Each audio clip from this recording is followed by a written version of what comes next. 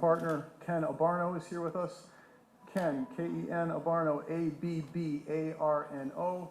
Also, Paige White, P-A-I-G-E, from our legal team. And Joe Fouché III, Joe Fouché, F-O-U-C-H-E III.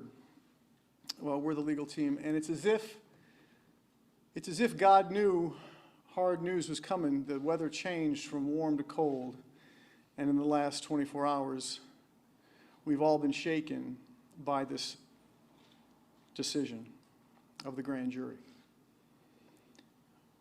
I am extremely disappointed in the presentation that had been shown today on the news or on the links on the internet. I am extremely disappointed in the manner in which the presentation seems to walk right past the legal principles that this family has been required to follow. I wish you could have been in the home about 4:30 p.m. when I broke the news to the family. I wish you could have heard and felt and seen the screams. There was screaming. I wish you could have seen the books that Jayland was reading before he was gunned down, execution style, running away from the police without any weapon on him. I wish you could have heard in his presentations that you saw the people he loved and the people he left behind, and how he wasn't displaying any strange behavior.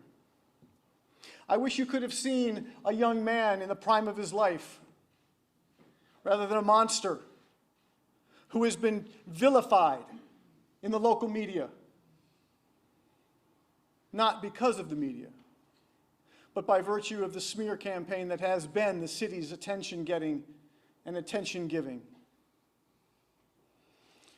I've spoke with many of the citizens of Akron, Ohio, and one of them said something to me that I'll never forget. For decades, this city government has let down the community.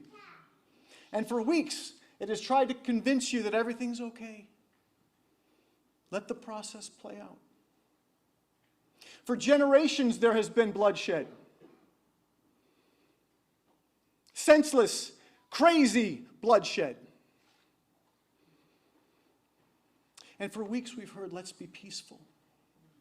Don't get too angry.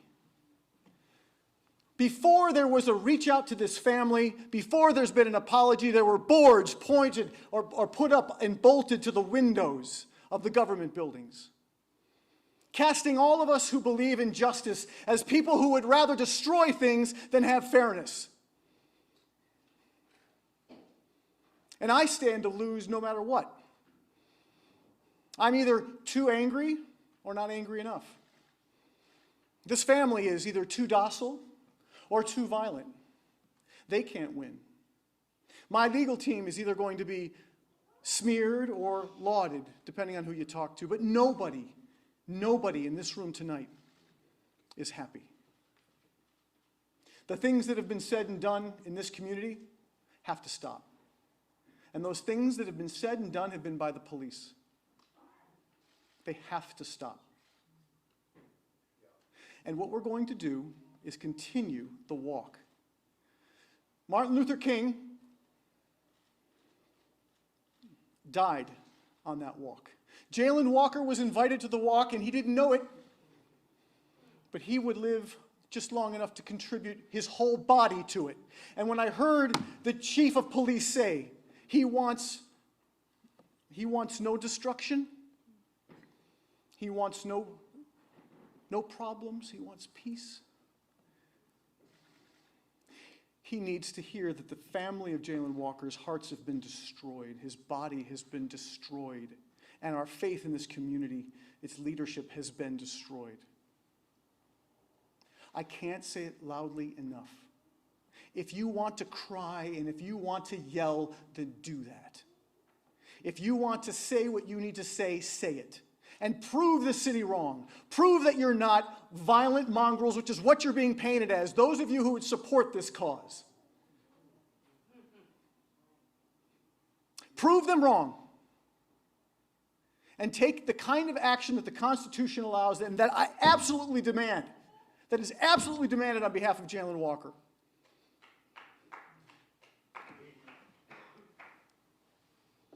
And so, having said that, let me gather my thoughts and introduce to you someone who's been a very, very valiant warrior in this cause for justice. Congresswoman Sykes brought the family to the Capitol, allowed Pam to sit while the president spoke the State of the Union address. She has put her money where her mouth is and her mouth where her money is with respect to these issues. She is absolutely committed to this community, and it is an absolute honor to have her speak to you today on behalf of the family. Thank you.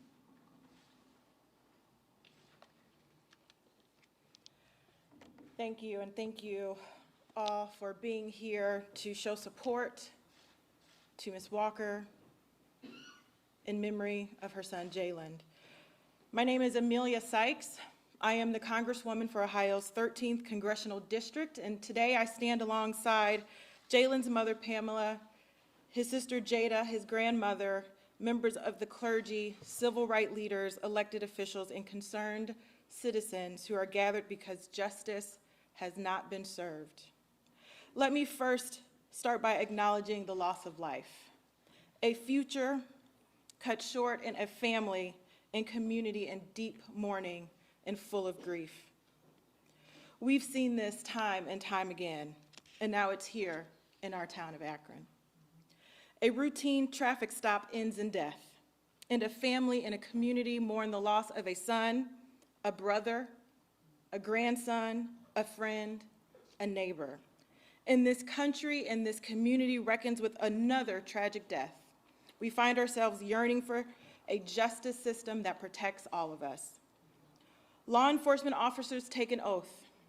They take an oath to protect and serve. Let me say that again. They take an oath to protect and serve the public, and that oath is paramount in the ways in which they must operate within our communities. It requires them to be held to the highest standards, the highest possible standards, as they are trusted and entrusted with our lives and make split-second decisions that can have lasting and sometimes devastating impacts. And when that trust is broken, and people no longer feel served by those who swore to protect and serve, trust erodes and our communities suffer. Let me be clear when I say my disappointment today isn't a blanket attack on law enforcement. I recognize that our community relies on law enforcement officers, and they are a part of the community. But their charge is to protect and serve. Protect and serve. And if you were like me, you watched the press conference and had more questions afterwards than you got answers. And I still can't comprehend how a young man has 46 bullet holes from officers, and that is justified. And for that reason, as a member of Congress representing the city of Akron and its surrounding areas, I will formally request the Department of Justice to begin an investigation in the patterns and practices of the Akron Police Department.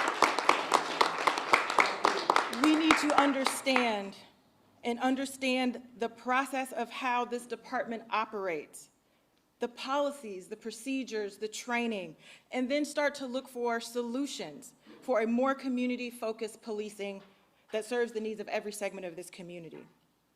As we heard our Attorney General say that the state criminal investigation is over, but that doesn't mean this opportunity to seek justice is over. The federal government can and should take up the mantle and investigate this police department and ensure that there is not only justice for Jayland, but that we don't ever have to stand up here and hold another press conference and mourn another son, daughter, friend, or neighbor of anyone in Ohio's 13th Congressional District. I think that we can all agree over 90 shots in 7 seconds hitting a human being over 40 times is in fact excessive. And it is my hope that the Department of Justice will take up this investigation and yield the data and evidence needed to implement community solutions based in evidence that restore trust and bring the community and law enforcement together. The urgency of this moment demands that we rise to the challenge of creating a community that is accountable to each other and promotes public safety and mutual concern. These are not mutually exclusive activities. Accountability and public safety must coexist together. There is no doubt that for many members of this community, today is as enraging as it is heartbreaking. And as people exercise their First Amendment right to protest, I ask that you do so without violence. We heard Bobby say it, prove them wrong. To Ms. Walker, Jada, to the entire Walker family, I know no words uttered today can bring you comfort, but your grace during this unspeakable tragedy has been an inspiration to all of us, and it is why I will continue to fight not only for your son, but all of our sons. As you heard Bobby say, I invited Ms. Walker to the United States Capitol for the State of the Union. She was my guest. And she joined me as we uplifted the names of young men like Jayland Walker all across this country to call for accountability. And I want to acknowledge my colleagues in the Congressional Black Caucus who have expressed their condolences and the simple fact that Jayland should be alive today. And they will work with me as we seek a federally legislative response for accountability and public safety. The Walker family has asked us to keep Jayland's memory lifted up no matter what happens. And I will take up that mantle on behalf of our community because I am fully confident that not only will Jayland's memory be lifted, but that his memory will be a blessing. They've asked us to demand accountability and change, and I am fully confident our community, our city, will be the catalyst for the necessary change that we are all so desperately seeking, not just here in Akron, but across the country. And now again, I speak to you directly, my brothers and sisters in Akron. I ask you to remember the words of Jayland's family and honor his memory by, yes, speaking up loudly and saying what you have to say, but please do so without violence. Because after the TV crews leave and the nation is no longer watching, it will only be us left here to pick up the pieces. Our community deserves a chance to heal and move forward, which we will do, we must do, and we will do together. And while we navigate our collective uncertainty around what happens next, one thing is certain, I will be here. I will be here with you. Akron is my home.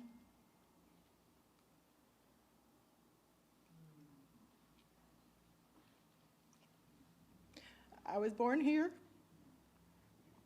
I was raised here. I chose to serve my community. And I'm not going to run away from this challenge. None of us will. And I'm asking all of you to stand up with us and stand up for Jayland and make sure that we have justice not only for him, but sons all across this country. Thank you.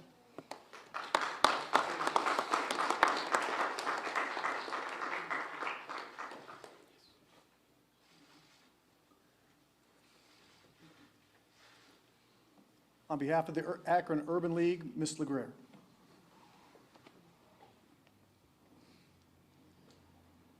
Good evening, everyone.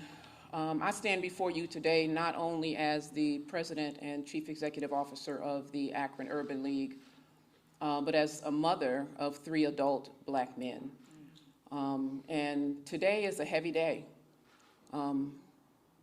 We, of course, expected and hoped for and prayed for a different outcome, but the outcome that we got is one that we haven't gotten before, not only in this community, but across communities in this country.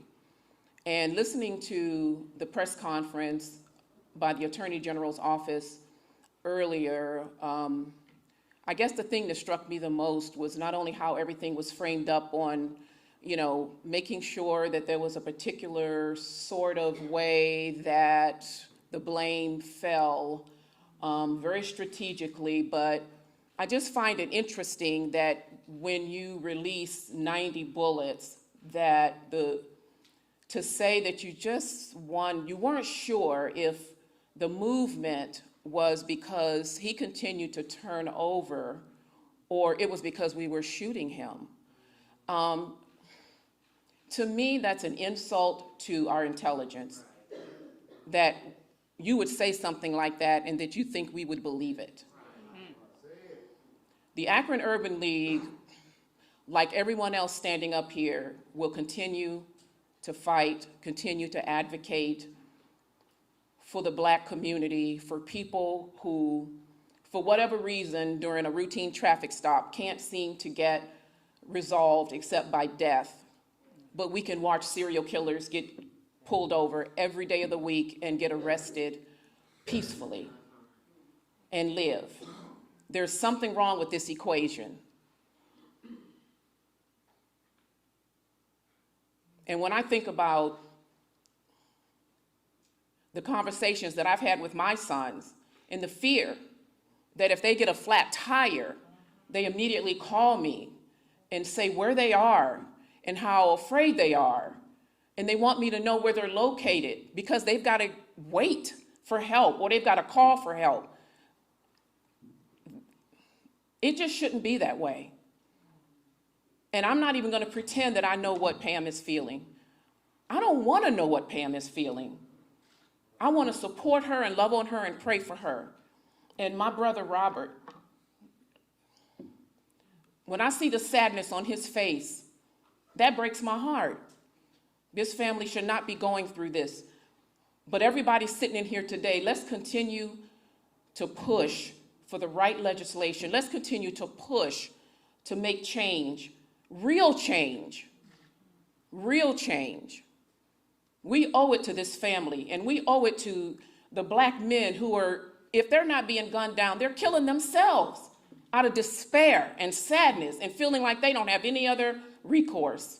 We got to change this dynamic. We got to change it.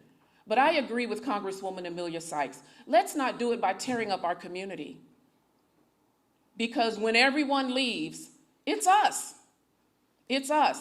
And keep in mind, a lot of these businesses that we're tearing up, they're Black-owned businesses. So let's continue to, let's protest.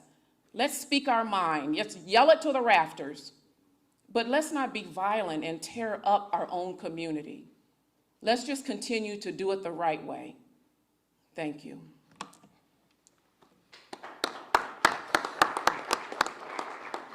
On behalf of the NAACP, Ms. Judy Hill.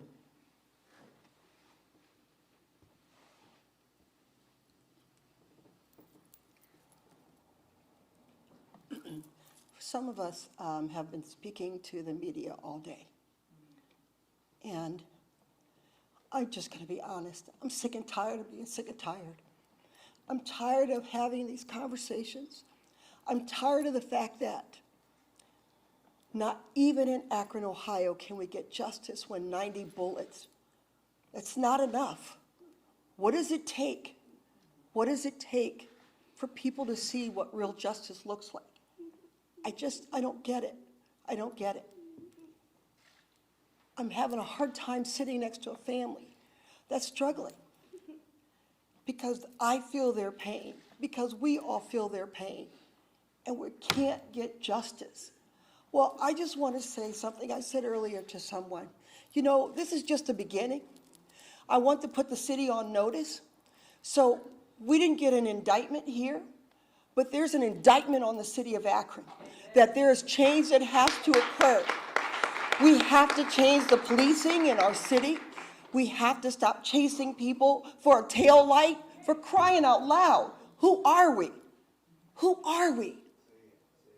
What happened to the humanism in this country, in our city? So we've got to make some changes. We stand by our original demands. We want them to stop car chases. We want that pattern and investigation.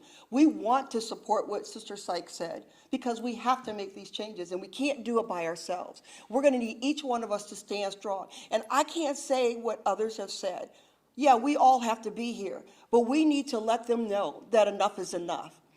You know, the only change that's ever really happened in this country is out of chaos. So I'm not going to use the word peaceful. I'm sorry right now, because my heart isn't feeling peaceful. My head isn't feeling peaceful. My head is saying change. Change has to happen. And this is the start, folks. So young people, I said it earlier in a video to you, do your TikToks, get on Facebook, keep it smart, safe, do what you need to do to keep up the heat. We don't want them to think they can get away with this again. Thank you.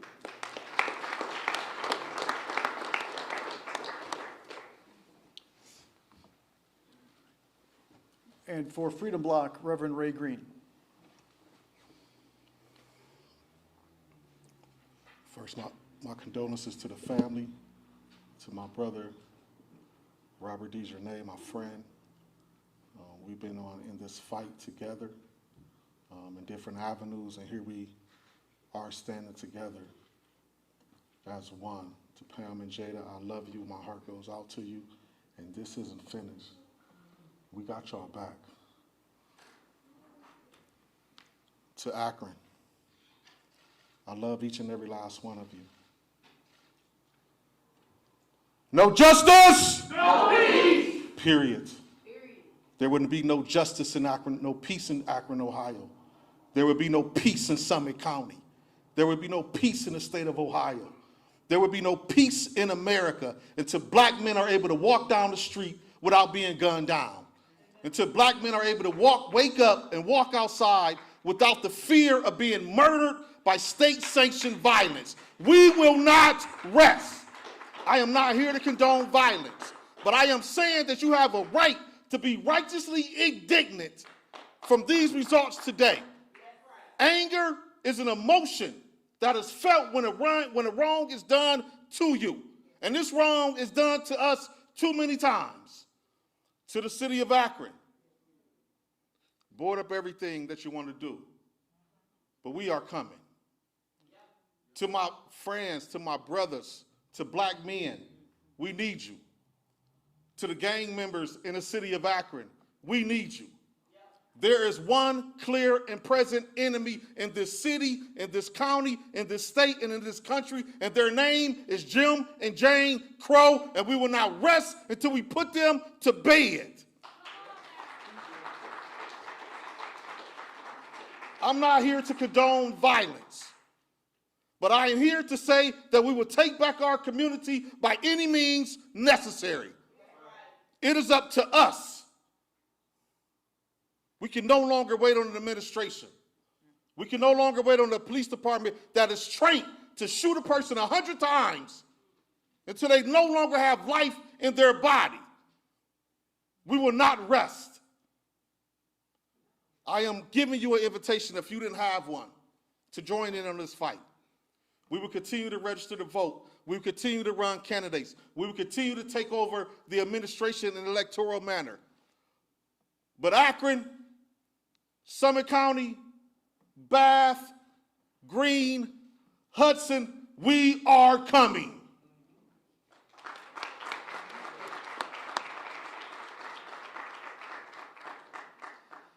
And Pastor Robert DeJarnay.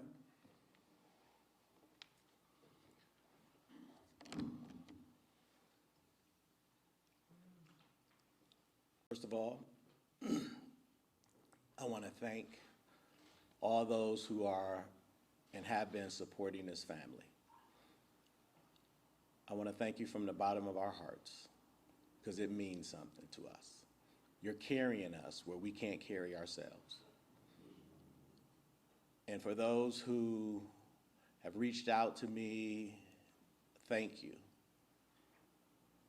And for those who have asked me to question, I want to answer a question that has been asked, and that question is, how are you doing? The answer is not good. Our hearts are hurting. Our hearts are heavy. We talk about peace. Pamela and Jada are not feeling peaceful right now. We're not advocating violence at all, but we don't feel peaceful. They're broken into pieces. We talk about being calm. How can we be calm when the injustice we believe has happened? This is a sad sad day for our family and our community. I'm profoundly sad. And I just wish that you all would just hear my heart. It's not over. We're not giving up. We're going to continue to fight. My faith is not in our judicial system. My faith is in God. He is the ultimate judge, and he will continue to judge. We are advocates for protest. Peace, as it says on the sign, is the absence of violence. We want protests. We encourage protests. But again, we don't want anyone hurt.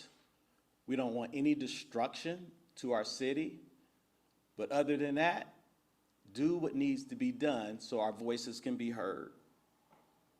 Protest is the voice of the unheard. And the city said that they're willing to hear us. Well, let's let them hear us. Hear us loud and clear. And I want to close with this scripture. It is Isaiah 58 in the NLT. It says, shout with the voice of a trumpet blast. The King James says, cry loud and spare not. Shout loud, don't be timid. Tell my people Israel of their sins. So we have to shout loud and not be timid. And we want justice to be served. We feel that it has not been served. And we want to continue this fight until we change the systems. Because the system is not in favor of black men and black people in general. So we have to fight to the highest where we can.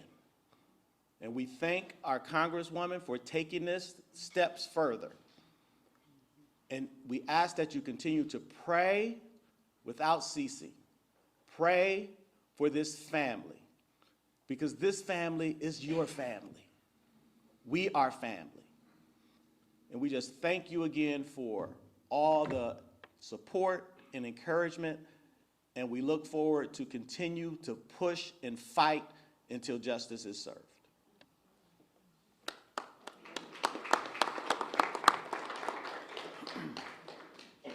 Okay, a few words from our legal team. I'm going to let my partner Ken Abarno address the group. I'll let my partner Paige address the group, and then I'll be taking questions from the media. Ken?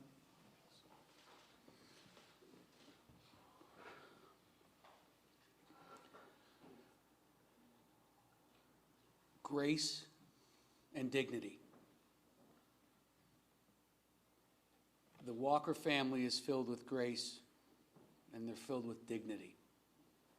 They have been since Jayland's death in every way in which they've handled all of these very difficult and trying situations. Hearing the family this afternoon when we had to deliver the most horrible news was truly one of the worst moments of my life. I can't even imagine the pain, the absolute pain that Pam and Jada and her family are continuing to go through. I see a shirt here, everybody versus inequality. We are everybody, and we are going after inequality. We will not stop until we have the answers to the questions. The questions is to why. Why? We want every bullet accounted for. That is what was promised to the Walker family the first time that they were spoken to by law enforcement.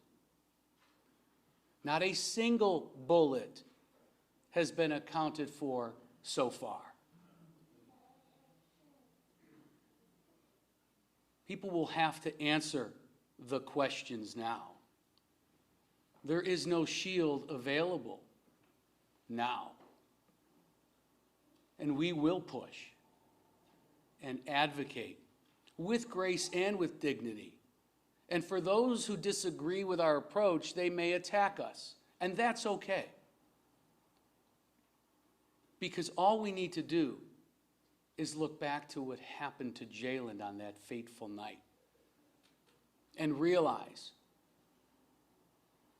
and demand answers to these questions. Accountability for every single bullet. We've heard this time and time again. How does a traffic stop end up like this? Congresswoman Sykes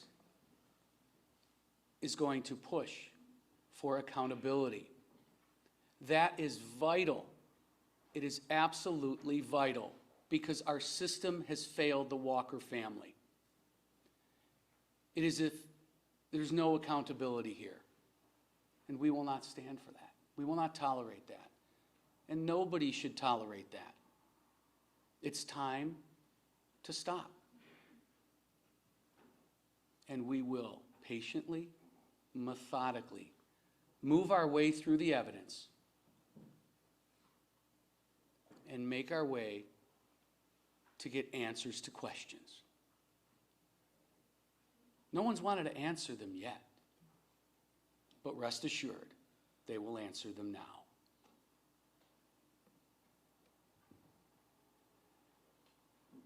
I asked Jada if she had anything to say, and she had one word. When? When?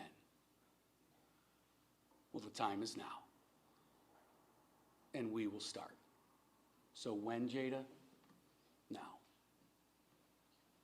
Thank you. Paige White.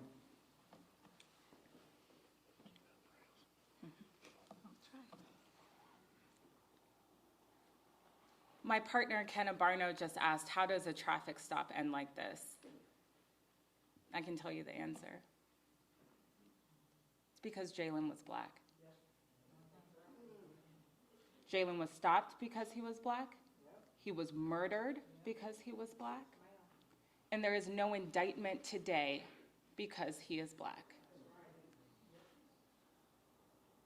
We stood here almost a year ago and the chief of police told us that every single shot would be accounted for. And today the attorney general just let the entire world know and let this family know that Jayland Walker's life does not matter. That police officers can unleash over 90 shots and not a single one held accountable. In fact, they're back at work. And you have to ask yourself, where is our humanity? I think that we can all agree.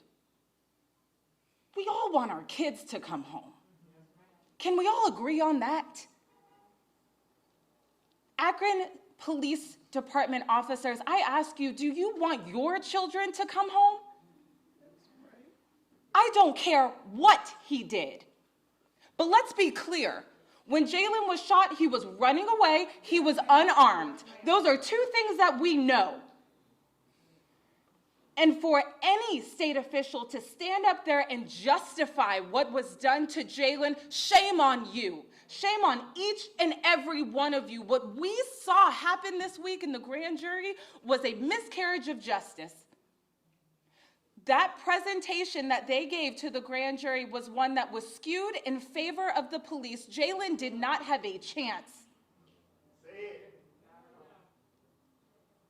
And so let me tell you, City of Akron, you got the right ones.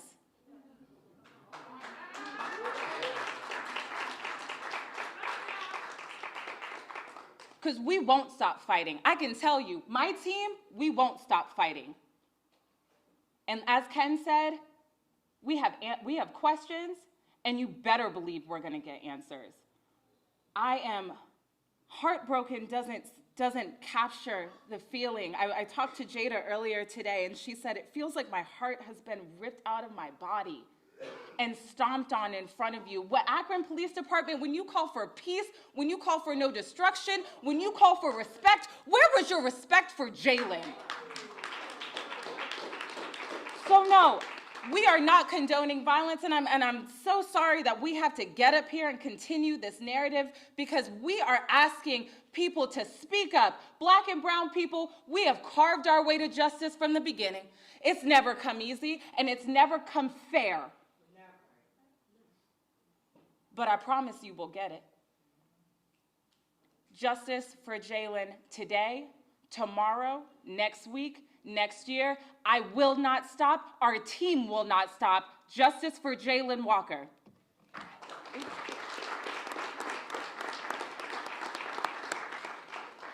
Okay, I'll take questions. Yes, Tara.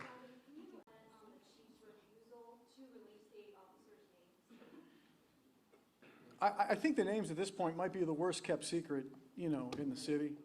I mean, they're everywhere. I don't know what the concern is. You know, the narrative, though, is designed to continue the danger, the threat to law enforcement. It's all about what we present, we who oppose their point of view. We present this threat to their safety. And as I said in the opening days of this case, I've received death threats. My name is Bobby DiCello, and I represent Jayland Walker. Yes? So we're hearing that there are plans to file civil suit. You know, what does that look like for you guys? Is that accurate? Oh, we're going to file a civil suit. You can print that.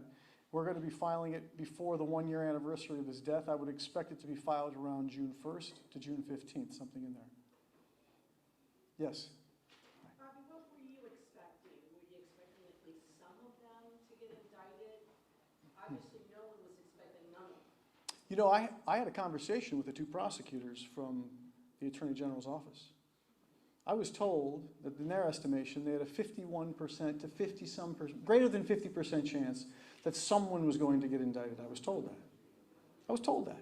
Now, I'm not bringing the prosecution, and I didn't see the evidence. But I saw what I saw on TV today, and that's what I'm commenting about. What I saw on TV, I can't say it better than Paige said it. Jayland didn't have a chance. If what I saw on TV was given to the grand jury, by the way, folks, there's one simple idea that all of us in law enforcement or courts and lawyers know, and that is you don't do a 20/20 hindsight of what happened. I believe their narrative started when Jayland was in like the 5th grade and had a bad grade in school. They started with several weeks before these events to paint a narrative of someone who was seeking a gun and going to use it against law enforcement. That's just what I saw on this presentation. Again, if that's what they presented, wow, that violates Graham v. Conner, that violates Tennessee v. Garner, that just violates the whole tradition. Since 1989, those cases have been on the books. And I don't understand it, except I have to say it. It doesn't seem fair, and it seems like it was because of who Jayland is. Yes. Yes. I'm not a reporter. I just live here in Akron. Yeah. But I have a question. You may ask. They say this is justified. But if I touch a police officer like this, I'm going to jail for 10 days. So how can they justify all those bullets going to that poor boy? I don't have that answer for you. I wish I did, you know. It doesn't make any sense to me. Yeah, I stood up here in my opening remarks and half freaked out because I haven't seen in my lifetime anything like this. I just haven't, and I'm sorry that you had to see it too. Yes? Congresswoman Sykes, could you elaborate more on the plan to make that request from DOJ? Yes, thank you for the question. My office will write a formal letter requesting a patterns and practices investigation from the Department of Civil Rights and the Department of Justice, the Division of Civil Rights, excuse me, and the Department of Justice. They don't have to, but I do hope that they are listening to the voices of Ms. Walker, to the voices of this community, and take it upon themselves to find the will to investigate what happened, not only with Mr. Walker, with Jayland, but the patterns and the practices of the Akron police that would allow for officers to feel like they could shoot 90 rounds, hitting a young man 46 times, and then handcuffing him afterwards. Yes, in the back. What's your confidence in their internal investigation? What is my confidence of their internal investigation? Well, let's just rewind this moment in time. Mr. Cozart, who happens to be both a police officer and union leader, actually sued the police department for giving this to BCI, right? So you can imagine what they're going to do in-house.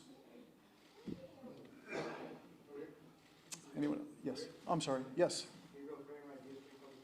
I can't hear you. Hi, Gabriel. Akron voted in favor of police oversight last fall. What message does this send to Akronites that how that will work moving forward? Well, I mean, this makes the case, doesn't it?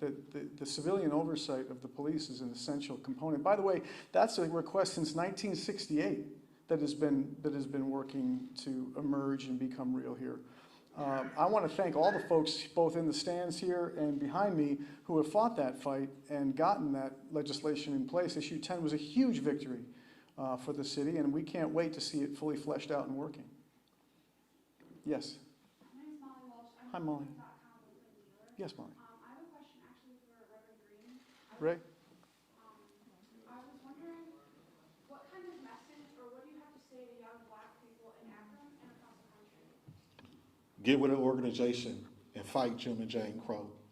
What we've seen today was an extension of a Republican Attorney General and a Republican administration 5 minutes away from the largest Ku Klux Klan base, the second largest Ku Klux Klan base in America.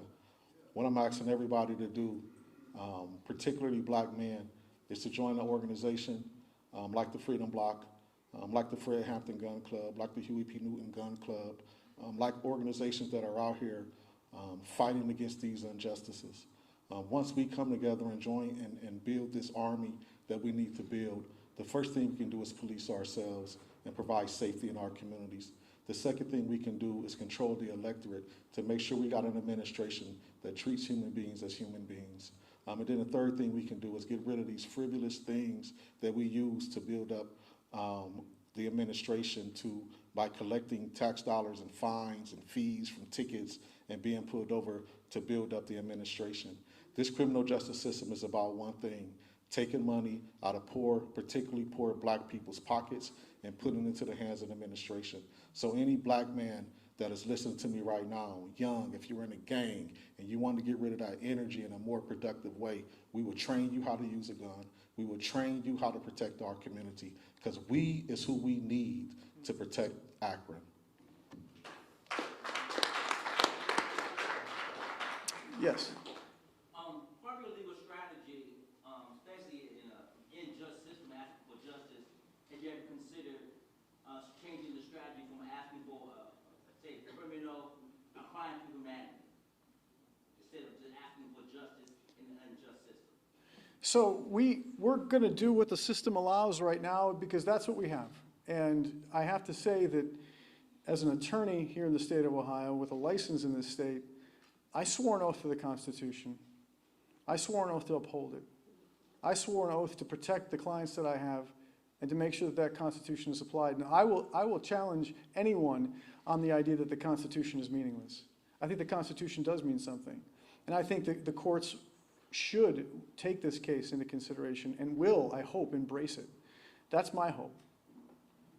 Yes? Bobby, Ms. Walker and her daughter, they plan on attending any protests. They've been so eloquent and their message is clear. They want peaceful protests. So are they going to be a part of it to encourage it? You know, Lydia, we've worked very closely. I mean, we love Pam and we love Jada, and it's a real thing. We want to make sure that at our expense, because of our energy and desire to know, we don't hurt them. So we're letting them go through this in the way they want to, and we'll cross each of those bridges as they come.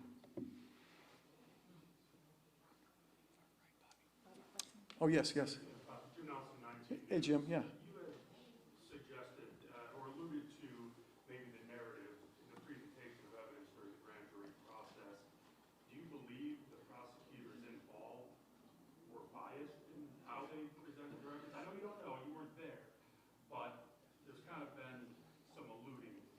Well, that possibility? it's been, so I've been an attorney, for 23 years anyway, and I've come to realize that power tends to protect power. And that's not something that power is always aware of, right? So when we ask for the powerful people with all the authority to be fair to the least of us, I mean, there is a song that I loved in church, which is, "Whatsoever you do to the least of my people, that you do unto me." But power doesn't hear that song. Power doesn't hear that song. Another song that I remember when I was a kid and I was little, I'm 55 years old, was "Something's Happening Here." What it is isn't exactly clear in the Kent State shootings. The way government has treated and killed us is something that we really have to pay attention to. So when power examines itself, it usually creates strange and awful results. And that's what I truly think has happened. In fact, we talked about implicit bias. We talked about confirmation bias. We talk about that as lawyers because we don't try to bring cases from some sense of what we think should happen, but what really did happen. And here, justice was lost. Thank you. Yes, way in the back. Hi, I have a question for like the organizers, and so you talk about like what does action look like and getting people, one of the points was to get people in office. So we look at, how many people voted for the ward councilman, it's about 20,000, 2,500. When you look at people who voted for issue 10, more people voted for issue 10 who even voted for the mayor. And so I think that moving the city forward is possible. We want people to get into action. For the organizations up there, can you give people time, dates that they can join you in trying to help register Right. and educate voters here in the city? The first thing you can do is meet us tomorrow morning at 11 o'clock at First Congressional Church. We will have more information in regards to that question at that point. Also, we do regular canvassing from 3:30 to 7:30 every day, registering people to vote. You can get involved that way. Or you could just stop at 848 West Exchange Street and talk to us. You can stop at the Akron Urban League and talk to Ms. LaGreer and Dr. Ross. You can stop at the NAACP office and talk to Ms. Judy Hill and figure out what's your lane. There is a lane for everybody. Everybody can't go marching. We understand that. We need people to do research. We need people that are not on the front lines that can then go and run for office. We have a lot of new energetic people running for office this year. So we can help you. We can train you to be able to run for office and help you design a campaign. There's a lot of things that we can do together, but we just have to come together and figure out what's our lane. Everybody can't fit in the same lane. There's not one lane that got us here. There's a lot of things that had to happen to get us here. And we have to saturate those lanes with different people that's in this room in different ways to be able to change this scenario in our favor. And that's what you can do to get involved. Thank you. Thank you. Anything else? Yes. When you talk about investigating or have the Department of Justice involved with the Akron Police Department, what about BCI? I mean, there was a lot of, they talked a lot about the one, Casey they found, but not the 9. Like, what about BCI? Well, I mean, the Department of Justice doesn't take direction from me. I wish they did. If they did, I'd say it. But Congresswoman, would you like to address any of that? Sure. Thank you for that question. Certainly that could be an option. But at this point, we are going to engage and make the requests that are most appropriate. There may be other federal agencies who can lend their investigative support, and we'll continue to research what is most appropriate and where we can seek to get some deliverable results, not only just an investigation, but also pursuing federal legislation, which we heard President Biden talk about during the State of the Union address this past February. Okay, thank you all. Appreciate you.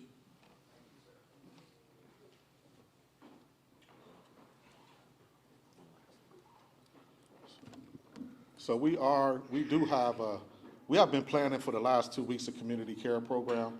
That program starts tomorrow at 11. We will do a march, and then after the march, we will have mental health facilitators, trained circle facilitators that allow a young black man killed. And then we will have 7 more days of these conversations to provide healing for our community. So you are more than welcome to join us tomorrow at 11 at First Congressional Church. Thank you. Congregational Church. The location is 292 East Market Street, Akron, Ohio.